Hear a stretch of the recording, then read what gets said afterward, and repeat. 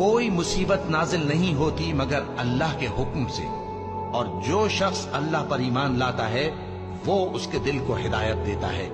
اور اللہ ہر چیز سے باخبر ہے۔ اور اللہ کی اطاعت کرو اور اس کے رسول کی اطاعت کرو، بس اگر تم منہ پھیر لوگے تو ہمارے پیغمبر کے ذمے تو صرف پیغام کا کھول کھول کر پہنچا دینا ہے۔ اللہ جو معبود برحق ہے، اس کے سوا کوئی عبادت کے لائق نہیں، تو مومنوں کو چاہیے کہ اللہ ہی پر بھروسہ رکھیں۔ مومنوں،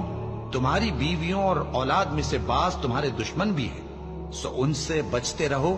اور اگر معاف کر دو اور درگزر کرو اور بخش دو تو اللہ بھی بخشنے والا ہے، مہربان ہے۔ تمہارا مال اور تمہاری اولاد تو آزمائش ہے، اور اللہ کے ہاں بڑا اجر ہے، سو جہاں تک ہو سکے اللہ سے ڈرو اور اس کے احکام کو سنو